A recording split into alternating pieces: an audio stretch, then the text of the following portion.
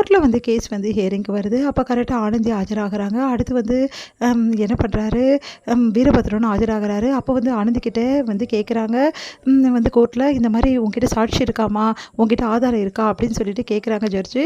உடனே வந்து இவங்ககிட்டலாம் எதுவுமே இல்லை மேடம், உடனே வந்து டைவர்ஸ் வந்து கொடுத்துறாதீங்க, டைவர்ஸ் இல்லைன்னு சொல்லிவிடுங்க அப்படின்னு சொல்கிறாங்க. அதை கேட்டுட்டு வந்து எங்ககிட்ட ஆதாரம் இருக்குதுன்னு சொல்லிட்டு ஆனந்தி சொல்லணும். அதிர்ச்சி வீரபத்ரன் என்ன ஆதாரம் அப்படின்னு சொன்னோன்னே, முதல்ல எங்கள் சாட்சியை நாங்கள் வந்து முதல்ல உங்களுக்கு வந்து நிப்பாட்டுறோம் அப்படின்றாங்க. அதன்படி வந்து சாட்சியாக வந்து ஜெயக்குமார் வர வைக்கிறாங்க.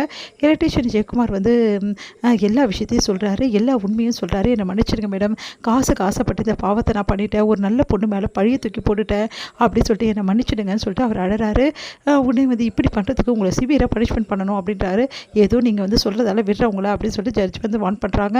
அடுத்து வந்து இதெல்லாம் வந்து உண்மைன்னு சொல்கிறது நாங்கள் எப்படி நம்ப முடியும், இவங்களை வந்து வேணுமே பொய் சாட்சி சொல்ல வச்சுருக்காங்க அப்படின்னோடனே, அப்படியா அப்படின்னு சொல்லிட்டு இந்த மாதிரி காசு கொடுத்த விஷயத்தை எல்லாத்தையுமே வந்து வெளிப்படையாக வந்து சொல்கிறாங்க நம்ம வந்து ஆனந்தி. அடுத்து வந்து ஆனந்தி சொல்கிறாங்க, என்கிட்ட வேறு ஒரு வருமான ஆதாரமும் இருக்குது, ஏன்னா இதையும் இவர் வந்து நாங்கள் என்னமோ பேச வச்சோன்னு நினைப்பாரு அப்படின்னு சொல்லிட்டு சொல்கிறாங்க.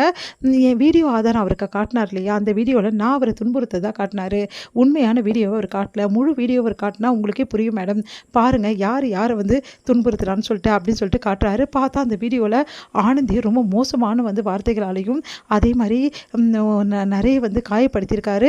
அது எல்லாத்தையும் ஜட்ஜ் பார்த்து அசந்து போகிறாங்க. பார்த்தீங்கன்னா மேடம் முழு வீடியோ என்னன்னு சொல்லிட்டு, என்ன தற்காத்து கொள்ள தான் நான் வந்து இந்த மாதிரி அவரை வந்து அடித்தேன், வேறு என்ன காரணமும் கிடையாது, இதுதான் மேடம் உண்மை, அவர் என்னை எப்படியெல்லாம் வந்து கொடுமைப்படுத்தியிருக்காருன்னு சொல்லிட்டு ஒரு வீடியோவும் நான் பாருங்கள் அப்படின்னு சொல்லிட்டு நிறைய வீடியோஸ் ஆனந்தி வந்து காட்டுறாங்க. அது எல்லாத்தையும் பார்த்து ஜட்ஜ் பயங்கரமாக அதிர்ச்சி அடைகிறாங்க.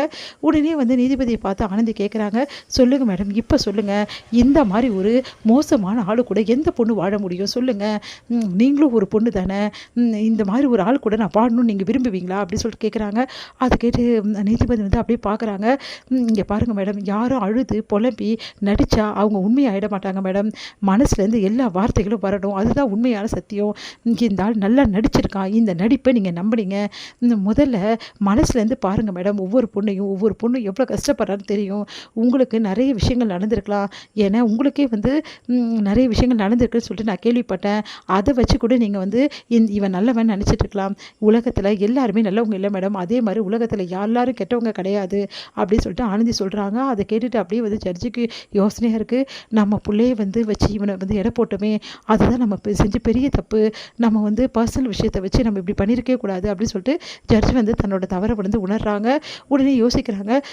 ஜட்ஜ் வந்து அப்படியே பார்த்துட்டே இருக்காங்க. வீரபத்ரன் மேடம் இவ சொன்னதெல்லாம் உண்மை இல்லை மேடம், போய் மேடம் அழுறாரு. உடனே செமையா டென்ஷனாக நீதிபதி நிறுத்துறியா அப்படின்றாங்க. அதை கேட்டு அதிர்ச்சி அடைகிறாரு வீரபத்ரன். மரியாதை இதுக்கப்புறம் நடிக்கிறது நிறுத்தலை அவ்வளோதான் சொல்லிட்டேன் அப்படின்றாங்க.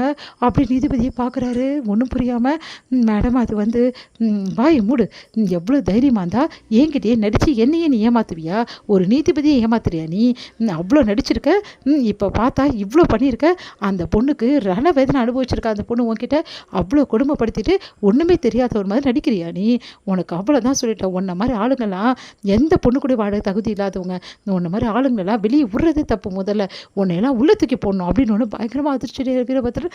மேடம் அது வந்து மேடம் வக்கீல் சொல்கிறாரு, வாயை மூடி நுக்காரியா அப்படின்னு வக்கீல் வந்து அதிர்ச்சி அடைகிறாரு.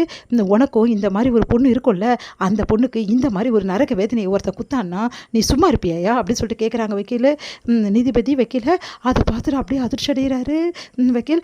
உடனே வந்து இந்த கேஸில் நிறைய விஷயங்கள் வந்து தெரியாமல் இருந்திருக்கு, உண்மையிலே ஆனந்தி வந்து இவ்வளோ கொடுமை அனுபவிச்சிருக்காங்க, இவ்வளோ கொடுமைப்படுத்தினோன்னே அவங்க இவ்வளோ தூரம் சகிச்சிருந்ததே பெரிய விஷயம், உண்மையிலேயேம்மா உன்னை நினச்சி எனக்கு ரொம்ப கஷ்டமாக இருக்குமா, உன்ன மாதிரி ஒரு பொண்ணு கஷ்டம் யாருக்குமே வரக்கூடாதுமா, இங்கே பாருங்கள், இந்த மாதிரி பெண்களை வந்து கொடுமைப்படுத்துகிறவங்களுக்கெல்லாம் நான் கொடுக்குற தண்டனை ஒரு பாடமாக இருக்கட்டும், இந்த மாதிரி வீரபத்ரன் வந்து எவ்வளவோ வீரபத்ரன் உலகத்தில் இருக்காங்க, அவங்க எல்லாத்துக்குமே வந்து இது ஒரு பாடமாக அமையணும் அப்படின்னு சொல்லிட்டு சொல்கிறாங்க. அதை கேட்டு அதிர்ச்சி அடைகிற வீரபத்ரன், மேடம் அது வந்து சொல்ல வராரு, அமைதியாக இருங்க அப்படின்னு சொல்லிட்டு அவங்க வக்கீல் சொல்லணும், அமைதியாக இருக்காரு. உடனே வந்து மேடம் புரியுதா மேடம், இவங்கிட்ட எப்படி நான் வந்து கஷ்டப்பட்டிருக்கேன்னு சொல்லிட்டு தயவு செய்து எனக்கு விடுதலை கொடுத்துருங்க மேடம் அப்படின்றாங்க. தீர்ப்பு எழுத ஆரம்பிக்கிறாங்க.